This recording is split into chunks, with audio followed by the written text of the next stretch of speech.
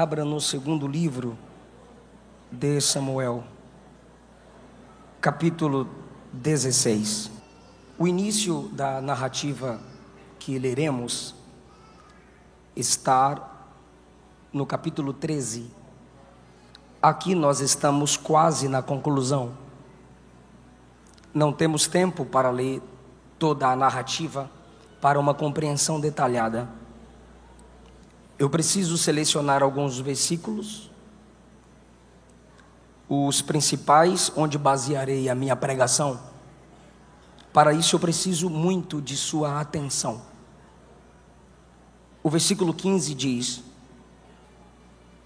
Absalão e todo o povo, os homens de Israel, vieram a Jerusalém e Aitofel com ele. E sucedeu que, chegando Uzai, o arquita, amigo de Davi, a Absalão, disse Uzai a Absalão: viva o rei, viva o rei. Olhe para mim. Com todos os homens chegou um homem chamado Aitofel. Logo após chegou um outro homem chamado Uzai. São dois conselheiros. Porém Absalão disse a Uzai: é esta a tua beneficência para com teu amigo? Por que não foste com teu amigo? E disse Uzai a Absalão: não, senão aquele que eleger o Senhor e todo este povo e todos os homens de Israel, dele serei e com ele ficarei. E demais disso, a quem serviria eu? Porventura não seria diante de seu filho?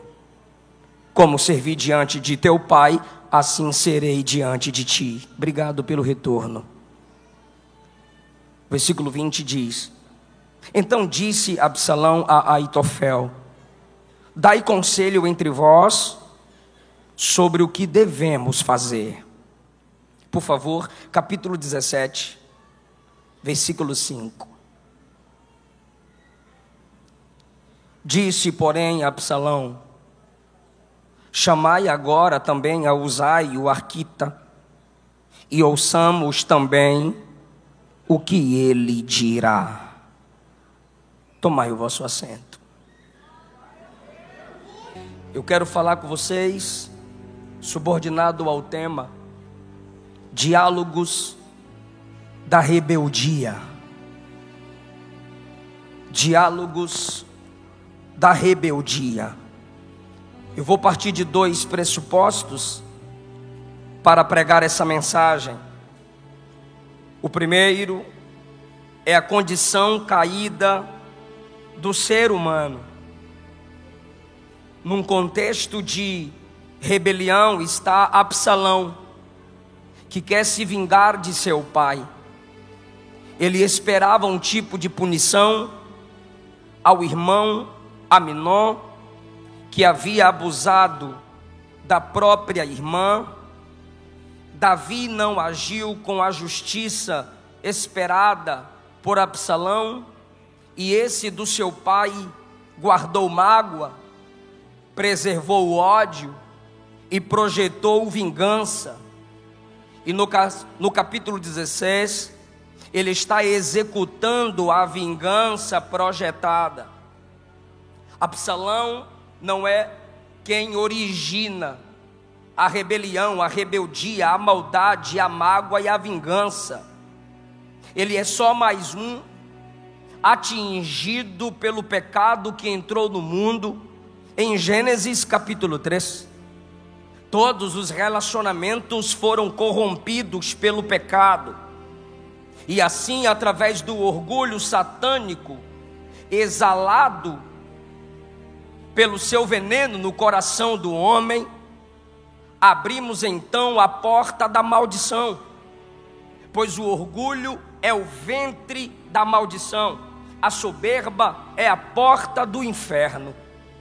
O diabo é o protótipo de soberba na Bíblia Sagrada, e aqueles que se submetem a ele vivem orgulhosamente, quebrando princípios, desrespeitando autoridades estabelecidas, e demonstrando cada vez mais a sua condição decaída.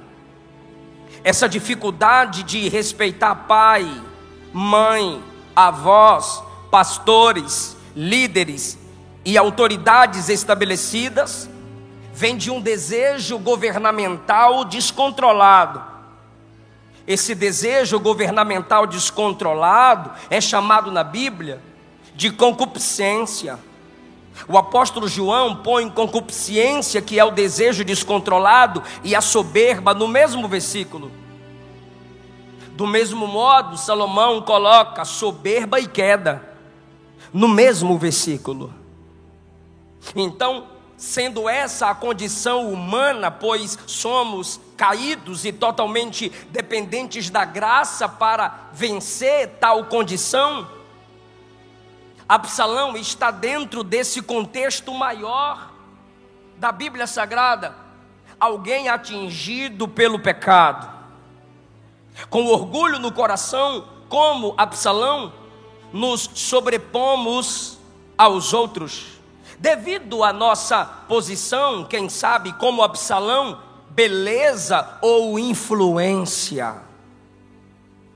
Esquecemos-nos pela condição decaída, sendo nós imitadores de Adão, quando com Eva tentou usurpar o lugar de Deus.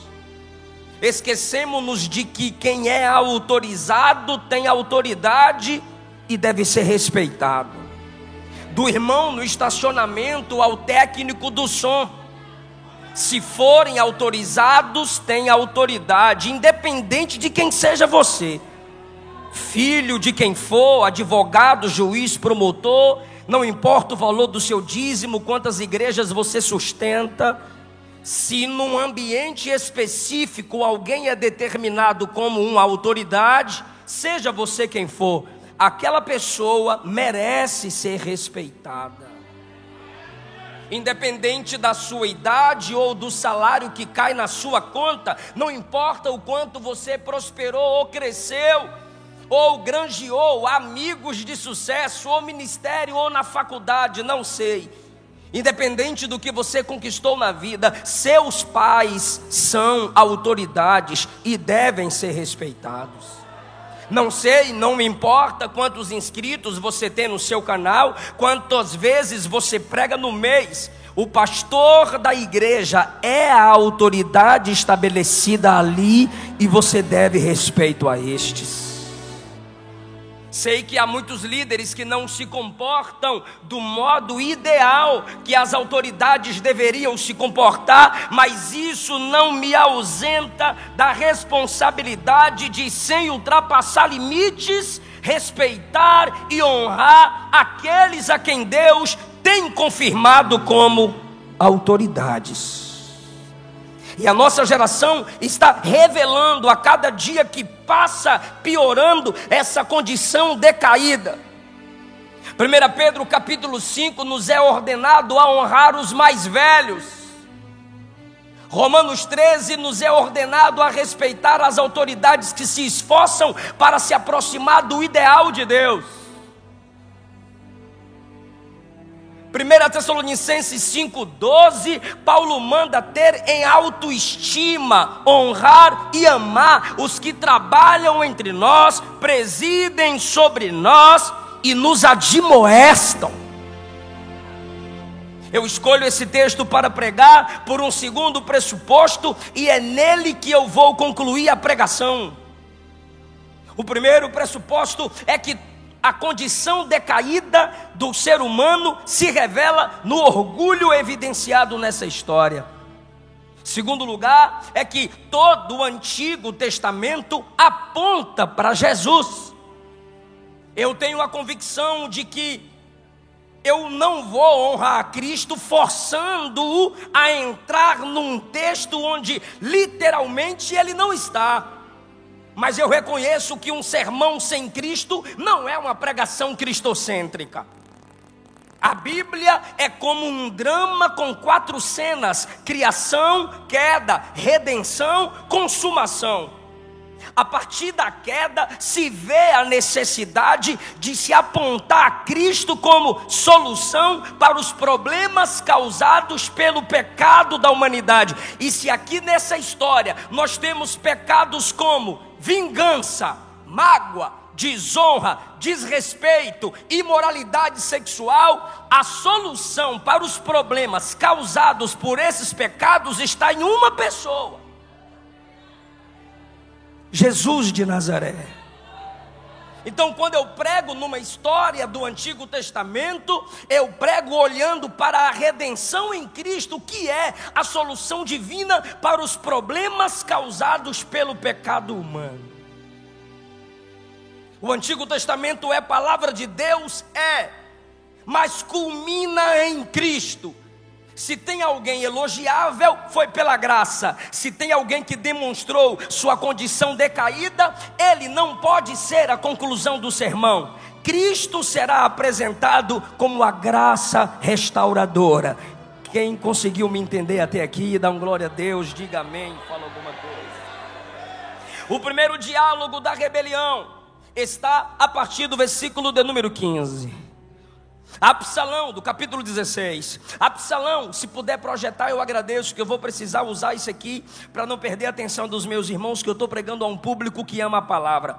Absalão e todo o povo, os homens de Israel, vieram a Jerusalém. Por que vieram a Jerusalém? Porque Davi, sabendo que seu filho Absalão está vindo para tomar o trono, para cercar Jerusalém, Davi prefere se isolar, Davi prefere ir ao deserto, Davi prefere sair chorando do que enfrentar seu filho e matá-lo. Absalão então chega, no seu plano era cercar Davi imediatamente, e agora quando ele chega, Davi já escapou, e o texto diz: todo o povo e os homens de Israel estão com ele. Ele sabia se comunicar, ele sabia atrair as pessoas para si. E agora, quando ele chega, versículo 16, Aitofel já tinha chegado com ele no 15, e no 16 chega Uzai, o arquita, que é chamado de amigo de Davi. Quando Uzai, amigo de Davi, se aproxima de Absalão, ele lhe dá a saudação comum diante de um rei: viva o rei! Viva o rei! Porém, Absalão olha para Uzai e diz: é esta tua beneficência para com o teu amigo? O versículo 15, preste atenção nisso por favor, diz que quando ele chega, ele vem acompanhado por Aitofel. O 16 diz que chega Uzai, amigo de Davi. Sendo Uzai amigo de Davi, no versículo 16, Absalão, que está com plano de assumir o reino do pai e matar o pai, olha para Uzai, que é amigo do pai, e pergunta: por que você não foi com teu amigo? No diálogo da rebelião está a negação da autoridade que o inspirou, que o ensinou e o fez crescer. Perceba que ele não pergunta para Uzai: tu não és amigo do meu pai? Por que você não foi com meu pai? Óbvio, ele está assumindo o reino, ele está tomando o trono, ele desconfia de tudo e todos. Mas ele não chama Davi de pai. Ele olha para Uzai e pergunta: cadê sua beneficência com seu amigo? Por que você não foi com seu amigo? Agora veja que ele está negando a paternidade. Ele não chama o pai de pai e nem cita o nome do pai.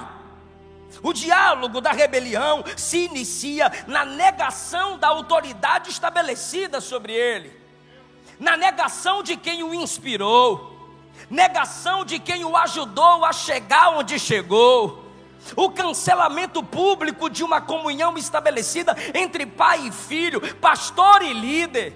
Mas veja a resposta de Uzai para ele: não, eu serei beneficente e serei amigo de todo aquele que o Senhor eleger. Olha a resposta no 19: não estou eu diante do filho de Davi?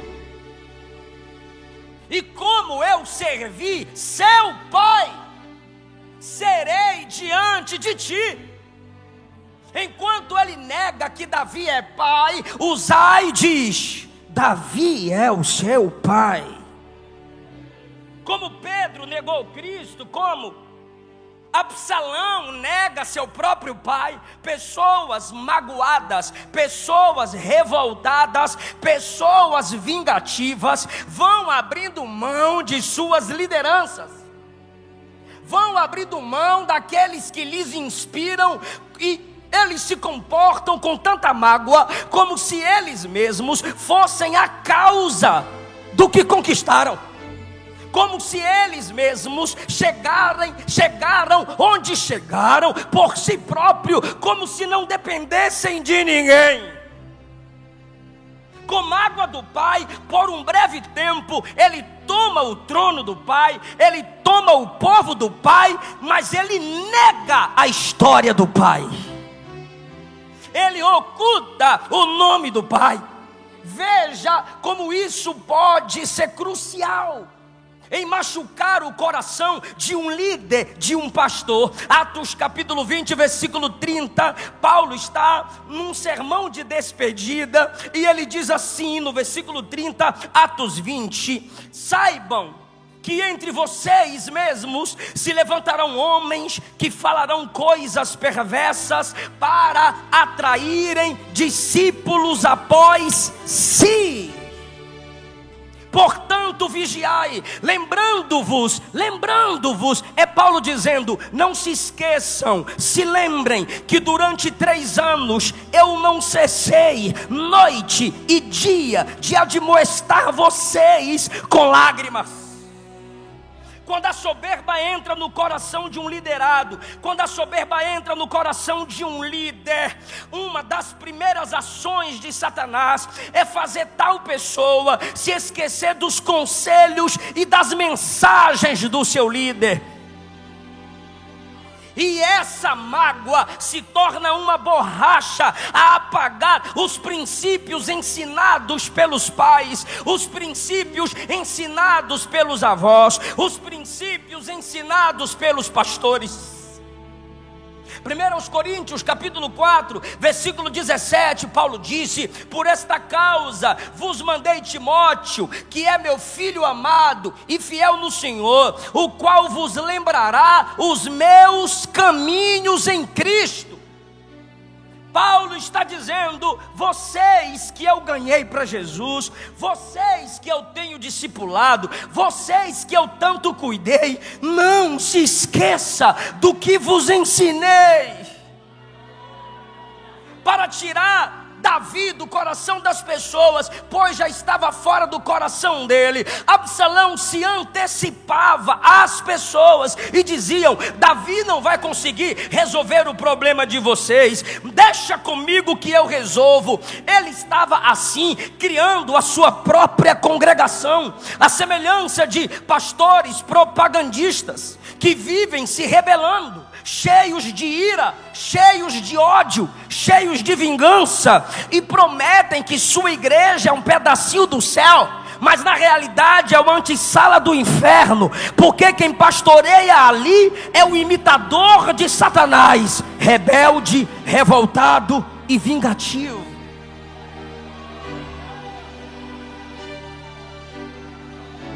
Ele olha para Uzai e não considera seu pai, que é velho. Absalão, o novo e forte, desonrando Davi, o velho cansado. Absalão, o filho, desonrando o pai. Absalão, o liderado, desonrando o líder, anulando a autoridade paternal e influente de seu líder. Criticamos, rimos, zombamos das falas mal expressadas dos nossos anciãos cansados, e só estão tão cansados por terem tanto dado a vida para que o evangelho chegasse onde chegou. E uma fala mal expressada, mal colocada, faz com que essa juventude que ainda está no berço do ministério se achem dignos de criticar homens que já deram a vida pelo ministério. Querido, enquanto você estava na fralda, esses anciãos estavam servindo ceia para seus pais, ceia para seus avós. Como você construirá a sua própria história se você não é capaz de respeitar a história de quem já viveu o seu futuro?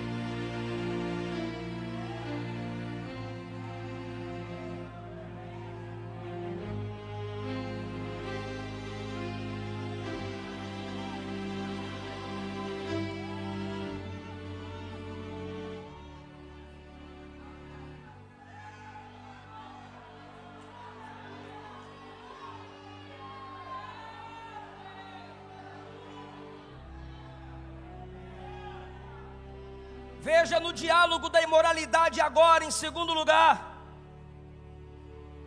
Versículo 20, então disse Absalão a Aitofel, lembrem-se que ele acabou de escutar o primeiro conselheiro, Uzai. Agora ele não se contenta em escutar o conselheiro Uzai, ele diz, eu preciso ouvir Aitofel. Ele olha para Aitofel e querendo construir mais um diálogo de rebeldia, mais um diálogo de deslealdade, ele diz a Aitofel, e aí, me aconselhe, o que a gente deve fazer? Aí Aitofel vai aconselhá-lo dizendo no versículo 21, se deita com as concubinas de teu pai, e assim todo Israel ouvirá que você está aborrecível para com seu pai, e eles fortalecerão as mãos, e todos aqueles que estão contigo te apoiarão. Olha esse diálogo da soberba, do orgulho e da rebelião. Quer ganhar o apoio da massa? Olhe para mim, por favor. Eu sei que não é uma história tão contada. Se não é fácil para mim contar, vai ser difícil também se você não prestar atenção e entender. O segundo diálogo da rebeldia é esse. Quer o apoio das massas para tomar o trono de seu pai? Quero. Quer ver o Israel inteiro te aplaudir? Quero. Quer ver Israel te abraçar? Quero. Cometa imoralidade sexual. Aquele que se sentia o justiceiro por ter matado o pastor José Santana, o próprio irmão, por ter abusado sexualmente da meia-irmã, agora vai cometer imoralidade sexual com as concubinas do palácio. Você não matou Aminon por ter abusado sexualmente de uma moça? Sim. E agora você vai fazer o quê? Vou abusar das concubinas do palácio. Vou abusar sexualmente delas. Para quê? É isso que é assustador. Para quê? Para ganhar o apoio das massas.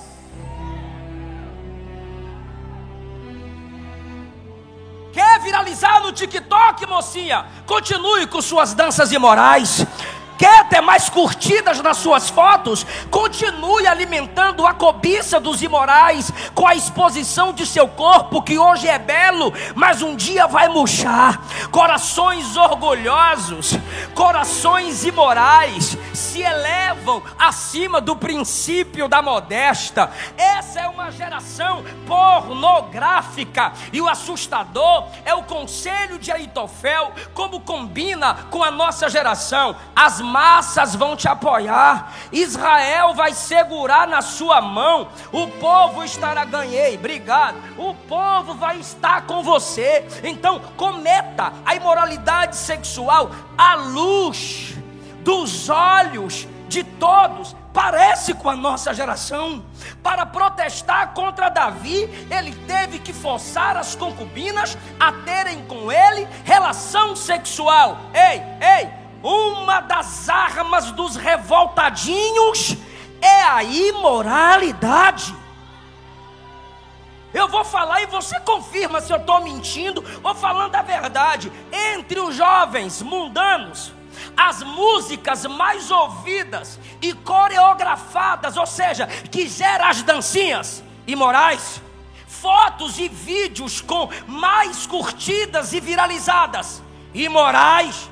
cantores e pregadores em alguns eventos mais badalados, imorais, como protestam contra o cristianismo, colocando crucifixos em suas partes íntimas, como o mundo protesta contra a família tradicional, criando a ideologia de gênero, pondo drag queen para dançar de modo imoral perante os olhos das crianças, e a Globo vai aplaudindo. Como protestar contra a igreja histórica e protestante, abrindo igrejas liberais, abrindo igreja inclusiva, colocando a plaquinha colorida, colocando gente que vive na prática do pecado para servir ceia, cantor e pregador no terceiro, quarto casamento, pregando nesses púlpitos. Não são igrejas, são sinagogas de Satanás.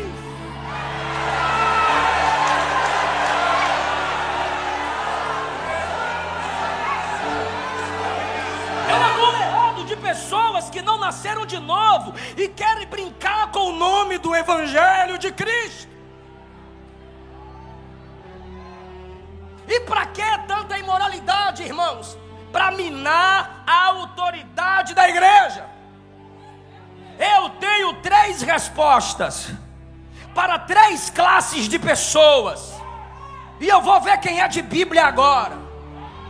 A primeira classe é aquela que é formada por aqueles que defendem os rebeldes, desrespeitosos e imorais. A minha resposta para você está em Romanos 1,32. É digno de morte quem é imoral e aprova as imoralidades.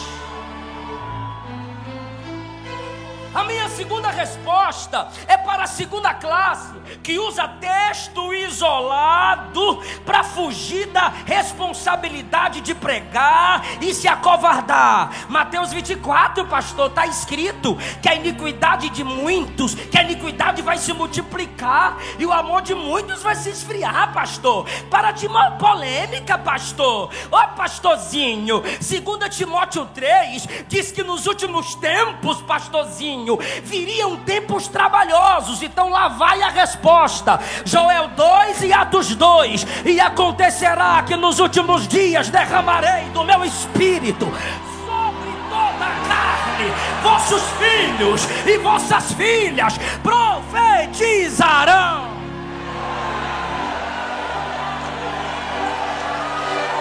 Tem gente que não entendeu. Se é nos últimos tempos que o inferno fala de lá para cá, é nesse tempo que a igreja vai falar daqui para lá, porque ela tem a autoridade da palavra.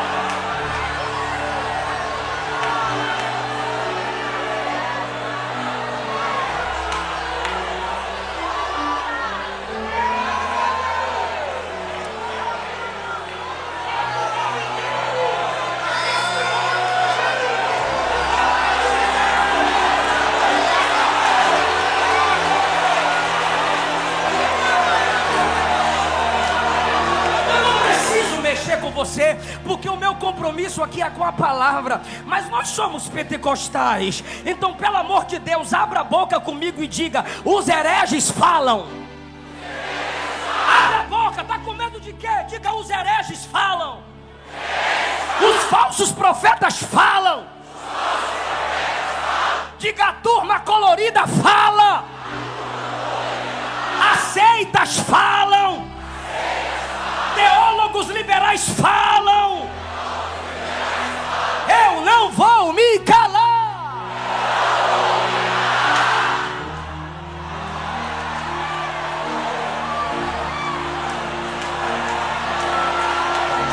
Sentindo a presença de Jesus nessa palavra.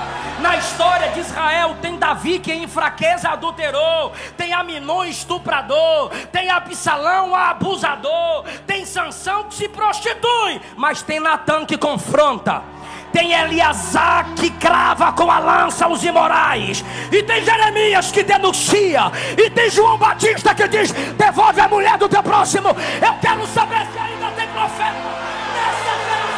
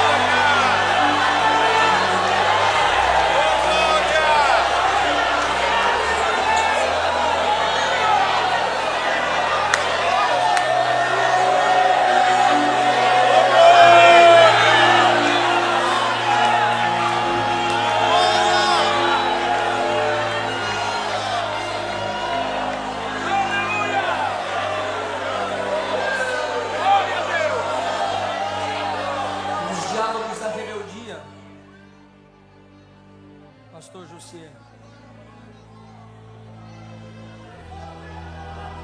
Os pastores são desprezados, os anciãos são zombados. No diálogo da rebeldia, a imoralidade sexual é supervalorizada com o apoio das massas.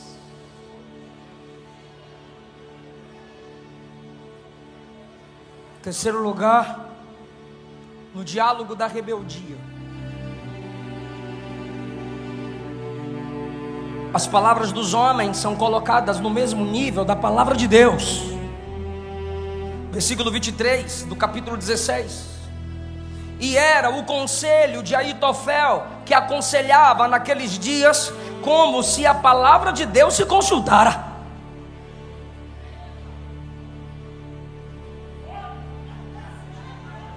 Por que Absalão quer ouvir Aitofel? Porque o cabra era bom. Marcelo Dias, Fabiano, o cabra era bom.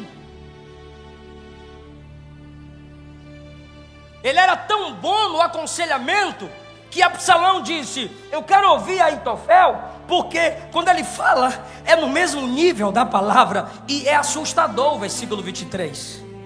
Vou pedir de novo, dá para projetar? Eu sei que tem muita dificuldade num congresso como esse, mas se possível vai me ajudar muito. Versículo 23, porque tem crente que presta mais atenção olhando o pregador do que acompanhando o texto.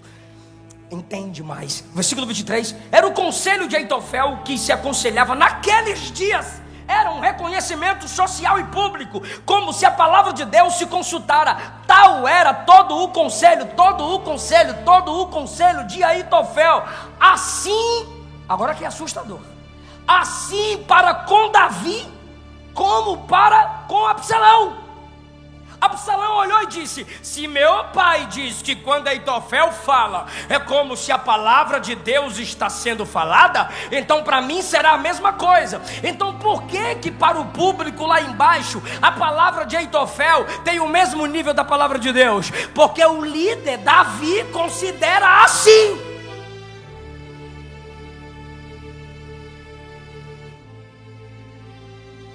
É daqui que se nasce os abusadores da fé, os abusos da autoridade. Porque se pensa que pelo domínio das massas, influência histórica, terno, gravata, Bíblia grande na mão, quando eu falo é como se a palavra de Deus estivesse sendo falada, e não é. Isso é coisa de seita. Seitas colocam o livro da profetisa no mesmo nível das escrituras. Coloca as visões de seus profetas no mesmo nível das escrituras. Adventismo, mormons, catolicismo, coloca a tradição no mesmo nível da palavra de Deus. Isso é seita. Palavra de homem algum, palavra de igreja alguma, nenhuma influência humana tem a mesma autoridade das escrituras.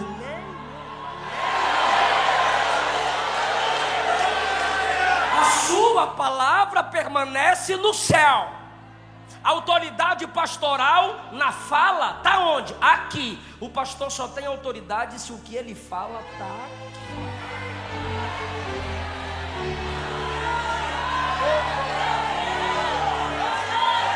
A pregação evangelística só tem autoridade se estiver baseada aqui. Se esse livro em qualquer ambiente estiver abaixo de todos os livros, não se entristeça, é porque o livro é a base de toda a sabedoria. Se esse livro estiver no meio de todos os livros, não se entristeça, ele é o centro da sabedoria. E se esse livro estiver acima de todos os livros, pode se alegrar, porque a sabedoria desse livro está acima da sabedoria de qualquer outro tipo de conhecimento. Não coloque palavra de profeta nenhum no mesmo nível das escrituras. Por que na igreja de quem usa demais o dom de profecia faltam mestres? porque lá, mestre, não tem espaço para abrir as escrituras e verificar a profecia.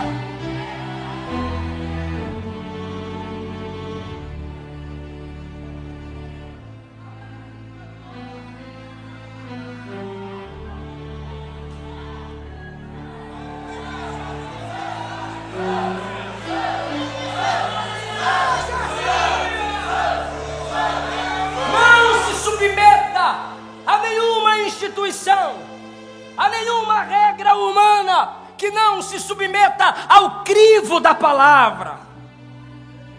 Agora, quem se presta a tal serviço? Que não conhece a palavra. Porque a única resistência contra esses que colocam a Bíblia no mesmo nível da palavra de homens é uma igreja que abre a Bíblia. É uma igreja como os bereanos que consulta as escrituras. Agora vejamos. Aitofel vai concluir o seu conselho no capítulo 17, para eu caminhar para a conclusão. Disse mais Aitofel a Absalão: deixa-me escolher 12.000 homens e me levantarei e seguirei após Davi esta noite. Olha o que ele está dizendo. Quem está me ouvindo? Você quer matar Davi, Absalão? Quero. Você quer assumir o reino? Quero. Olhe para mim. Eu tenho acesso a 12.000 homens agora. Eu sou amigo de Davi. Eu levo os 12.000 homens. Eu chego lá. Sendo amigo de Davi, eu mato Davi. E não adianta para onde ele tentar fugir. Olha o versículo 2 agora. Davi está cansado. Capítulo 17, versículo 2. Fraco das mãos. E é verdade. Eu o espantarei, fugirá todo o povo que está com ele. Eu ferirei o rei só. Eu ferirei o rei. Absalão, você não vai precisar manchar suas mãos. Irmão, por favor. Esse conselho é top. É o conselho top. Para quem quer matar o pai, assumir o trono, é o conselho top. Ó, eu sou amigo dele. Eu vou chegar com o exército de 12.000 homens e eu falo assim, ó: Davi, é o Fefel.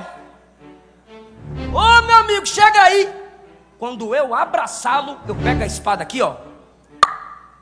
Eu mato ele para tu. Ó, o trono é teu. Olha o que Aitofel continua dizendo: farei tornar a ti todo o povo, pois o homem, Davi, a quem tu buscas, é como se tornassem todos. O que ele está dizendo é: todos que são seus inimigos calariam, parariam de ser contra ti, se a gente matar Davi. Então, de uma vez só, eu acabo com todos os seus problemas. Aí o versículo 4 diz: esta palavra pareceu boa aos olhos de Absalão e aos olhos de todos os anciãos, até os mais velhos caindo no papo da rebeldia, deslealdade e engano. Porque não são os anos de vida do homem que lhe dá sabedoria. Jó 32, o amigo mais novo de Jó, diz que o que dá sabedoria ao homem não é o tempo vivido, é o conhecimento que o Todo-Poderoso dá. O próprio Davi disse que é a palavra de Deus que o torna mais sábio do que os mestres. Os anciãos estão concordando com o conselho de Aitofel, e Absalão quer rapidamente vencer o pai e assumir o trono. É boa, legal essa palavra, ó, muito top. Só que de repente, eu vou fazer uma pergunta para quem conhece o todo da Bíblia, e por favor não me decepcione: quem está no controle de todas as coisas?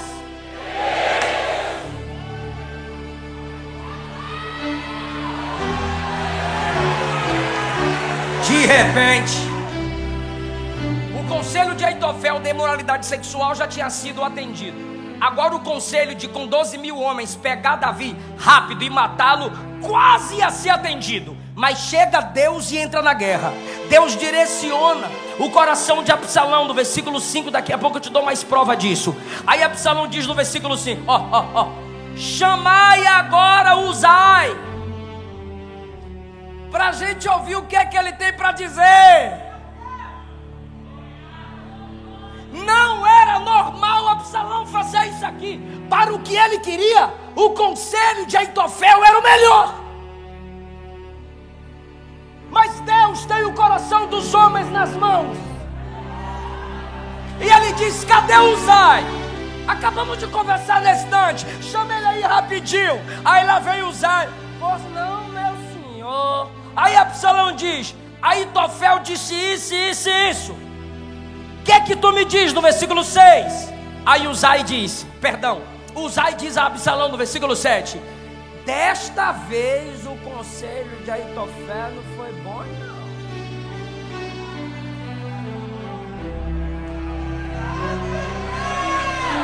Eu sei que ele é bom, mas desta vez não foi legal, não. Aí Absalão, quem está no controle? Continua aí, nesse fogo, muito bem. Aí Uzai disse, ó Uzai, versículo 8, versículo 8, versículo 8, versículo 8, versículo 8, versículo 8, meu Deus. Versículo 8. 8, ah tá aí. 8. Disse mais Uzai. Agora, lembra? Vota. Ó, o 17:2. 17:2. Depois a Luana faz o pix. Ó, o que Aitofel diz? Ó, o que Aitofel diz? Tá cansado, frouxo das mãos, facinho de ser espantado. Ó, o bichinho tá fraco. É só eu chegar, porque Davi é fraco. Olha como ele desonra a liderança no diálogo. Aí vem Uzai agora, 8. Ó Uzai, 8. Disse Uzai: tu conhece teu pai e os homens que estão com ele, que são valorosos, estão com o espírito amargurado como ursa no campo, roubada dos cachorros. Agora. E teu pai é homem de guerra. Entre os desleais, Deus levanta um amigo de verdade, irmão. Rapaz, tu respeita teu pai. Quantas batalhas já venceu, quantos inimigos já derrotou. Se eu fosse tu, rapaz, vou perguntar para quem tá ligado, quem tá no controle.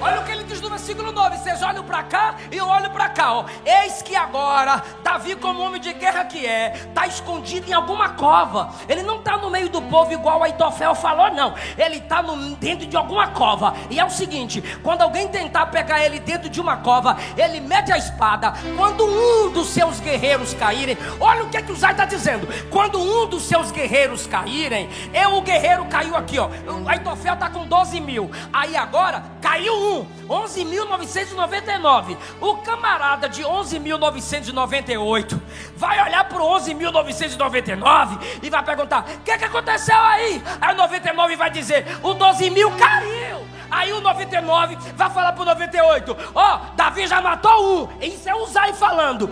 Até o homem mais valente, com coração de leão, versículo 10, vai desmaiar de medo, porque todo Israel sabe que teu pai é valoroso.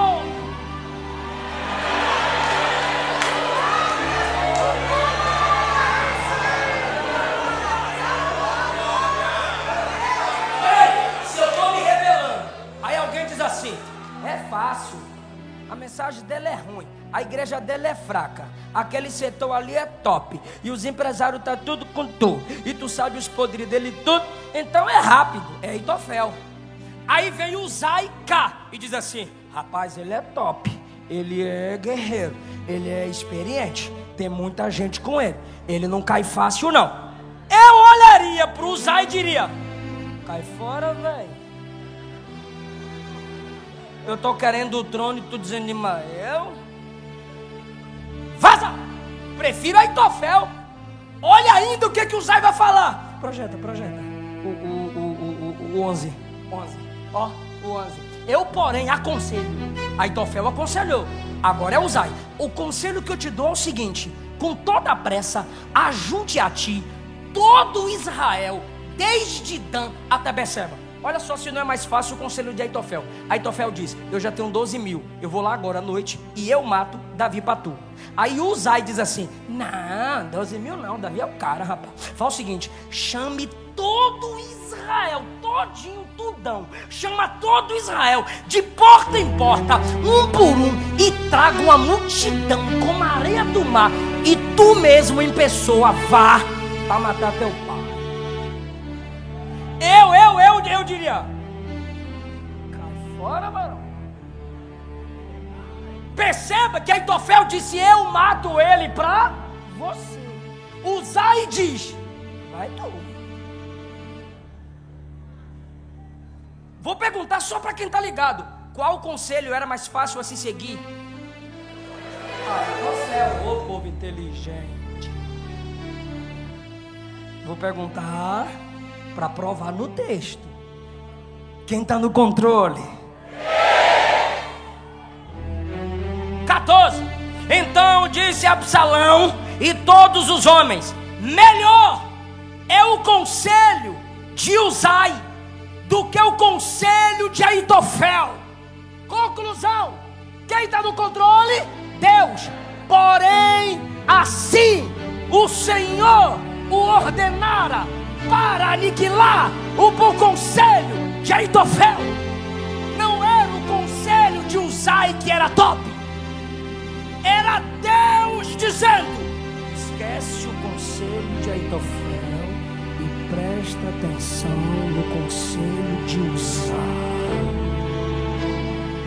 Aí ele olha para Aitofel e diz: não quero o seu conselho, eu quero o conselho de Uzai.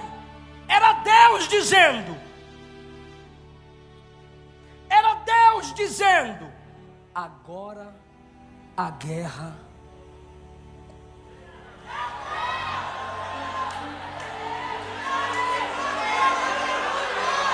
Quando você vive na prática do pecado, do orgulho, da mágoa, da vingança, seu inimigo muda de nível.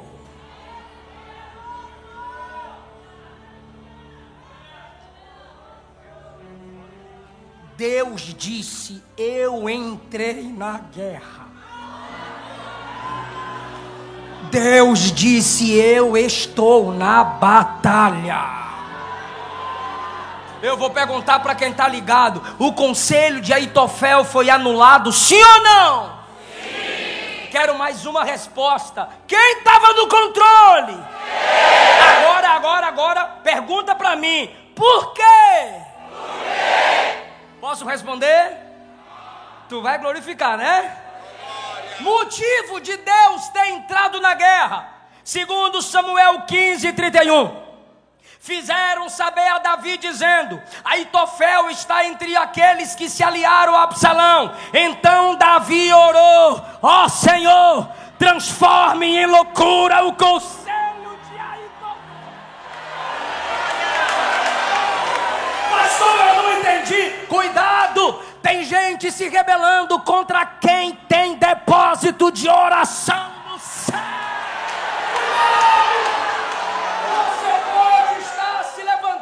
Contra alguém que antes que você chegasse onde chegou, já estava de joelhos.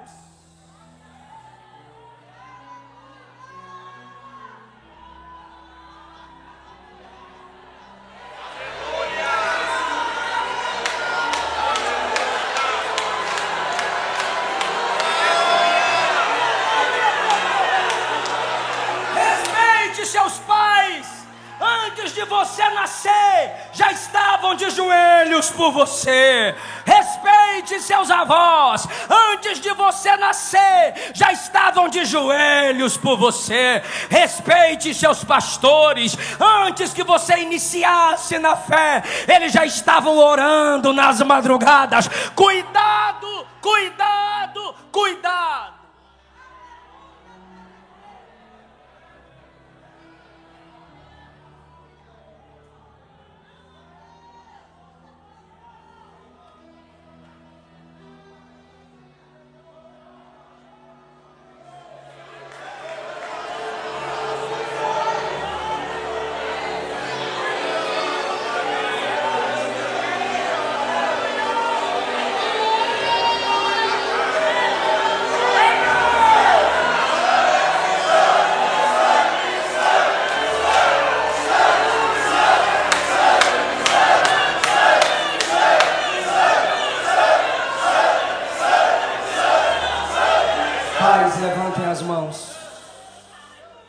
Pais, levantem as mãos.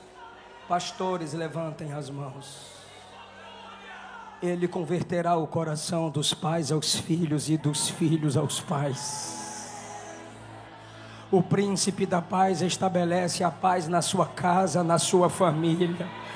Tu não vais perder esse rebanho para rebeldia, para deslealdade, para Satanás. Tu não vais perder os seus filhos para Satanás, porque você tem oração depositada lá. Quem ainda acredita que Jesus responde oração?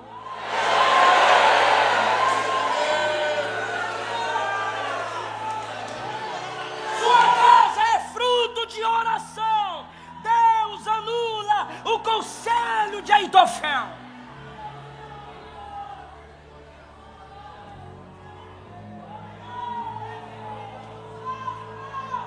O rebelde veio com o exército, foi chamar todo Israel. Olha isso, o conselho de Uzai funcionando. Foi chamar todo Israel. A loucura do conselho de Uzai foi mais sábia do que a sabedoria do conselho de Aitofel. Porque com Deus é assim. A loucura de Deus é mais sábia que a sabedoria humana. E enquanto o exército, escute isso, de Absalão está de porta em porta, chamando as pessoas e qualquer tipo de gente, sem nenhum treinamento para a guerra, deu tempo para usar e mandar o recado para Davi. E Davi correr e preparar um exército para a batalha. Absalão conseguiu todo tipo de gente, mas demorou. Porque Deus direcionou o coração dele para seguir o conselho de Uzai, que iria atrasar seu plano para acelerar Davi na fuga. Aí os exércitos de Davi e Absalão se encontram. Quem me ouve? Se encontram. Quando se encontram, escute isso, o exército de Absalão começa a perder a guerra. Aí ele pega a mula. Então saiu o barulho porque eu já andei muito de jegue, de mula. Capítulo 18, versículo 9. E Absalão ia montado no mulo e entrando debaixo da espessura de uns ramos de grande carvalho. Ele era cabeludão, ele tinha uma juba. Ele era bonitão. E aquilo, seu cabelo, era o item de seu orgulho. Me ajuda. O cabelo era o item de seu orgulho. Ele pesava o seu cabelo assim, ó, botava na balança 2 quilos de cabelo. Aí cortava uma vez ao ano, que era símbolo de força, virilidade. E agora ele está fugindo do exército de Davi. Chega de repente debaixo de um carvalho. O carvalho vê aqueles cabelão subindo e diz: olha. Quando ele passa debaixo da árvore, os galhos, vem cá, vai para onde? Aí pega pelos cabelos, irmão, a mula passa, e ele fica aqui, roda. Roda.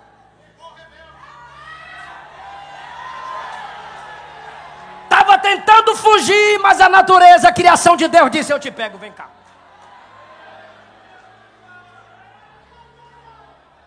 Aí agora ele está pendurado assim pelo cabelo e vai tentar, quem sabe, né? Tentar cortar, mas a espada foi na mula.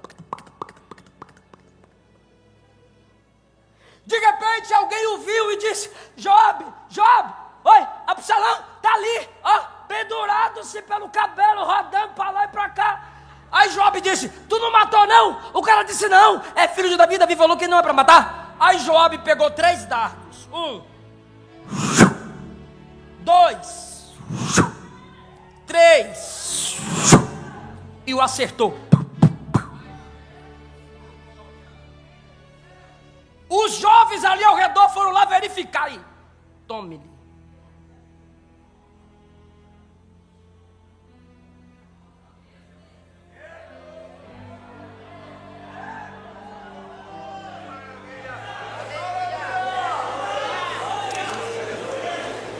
E o item que era de seu orgulho foi o instrumento da sua ruína. E pendurado num madeiro, numa árvore, pendurado o descendente de Davi agora, rebelde, vingativo, morre. Como exemplo de que rebeldia não compensa. Vingança não compensa. Deslealdade não compensa. Imoralidade não compensa. E por que Deus preserva Davi? Ele é a lâmpada de Israel. E um dos motivos dele ser a lâmpada de Israel é ele iluminar a mentalidade daquele povo através dos salmos sobre um outro descendente.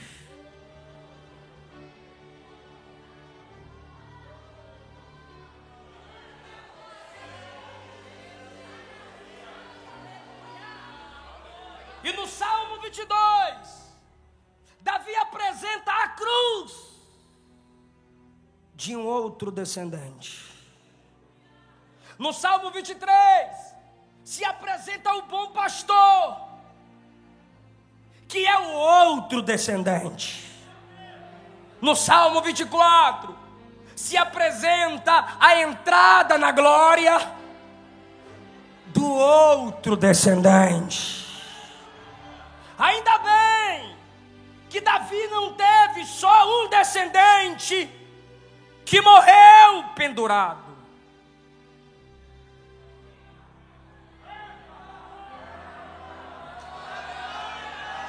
Tem outro descendente de Davi que morreu pendurado no madeiro.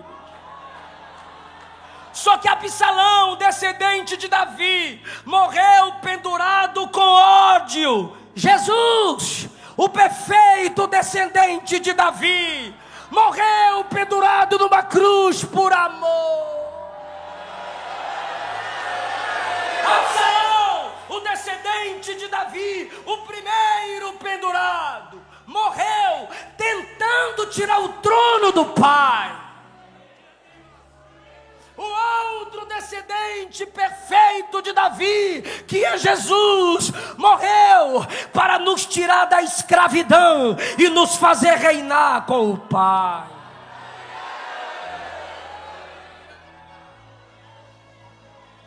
O descendente de Davi, Absalão, morreu pendurado dizendo: eu odeio, eu não perdoo. Mas o outro descendente de Davi, Jesus, morreu dizendo: Pai, perdoa.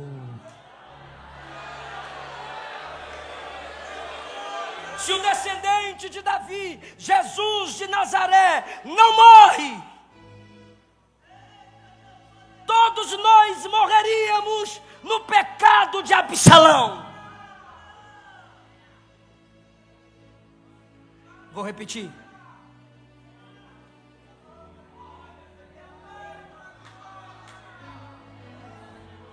Se Jesus, o descendente de Davi, não morresse pendurado em nosso lugar, todos nós morreríamos no mesmo pecado de Absalão, porque não há ninguém aqui que nunca tenha se rebelado.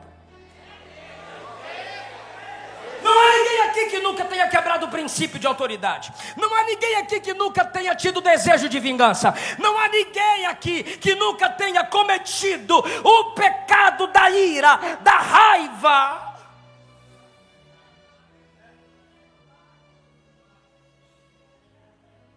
Mas o descendente de Davi morreu a sua morte para você viver a vida dele. E a mensagem conclui aqui. Se tem um descendente de Davi que te acusa por você ser igual a ele em rebeldia, ignorância, violência, vingança e mágoa, tem o outro descendente de Davi que está dizendo: eu derramei o sangue na cruz do Calvário para te purificar da ira, da mágoa, Filma o meu rosto aqui para a internet, para o Instagram. Onde é que é? É lá ou aqui? É aqui. O outro descendente de Davi que morreu na cruz do Calvário, ele não apenas perdoa a sua ira, não apenas perdoa a sua mágoa, não apenas perdoa seu desejo de vingança, não apenas perdoa a sua rebeldia. O filho de Davi perfeito, que é Cristo, além de te perdoar, ele te lava, ele te purifica, ele te restaura, e ele tira de você esse caráter de Caim, ele tira de você esse interior de Absalão, ele tira de você essa mágoa e ira e deslealdade de Judas, e forma em você, pelo poder do Espírito Santo, o caráter de Cristo. Oh, filho de Davi, quem pode, agora eu vou pedir, quem pode levantar a mão e adorar o descendente de Davi, que reina para sempre?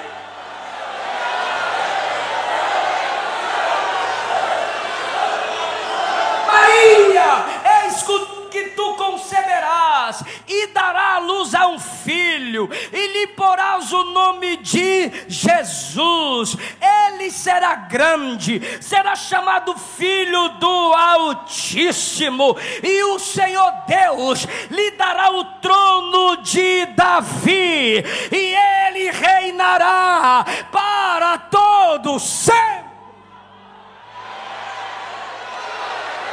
Todas as nossas rebeldias, todas as nossas iras, todas as nossas imoralidades, todas as nossas vinganças podem ser apagadas pela fé no sacrifício do filho de Davi.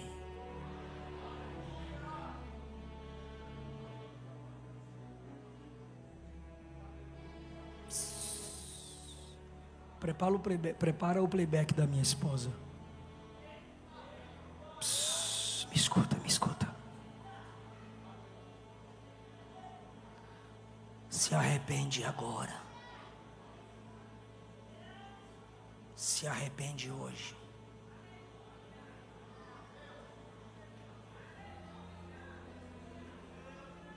Peça perdão.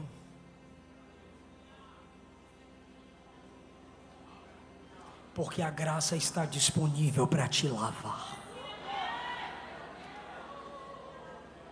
Se humilha. Não precisa morrer entre terra e céu.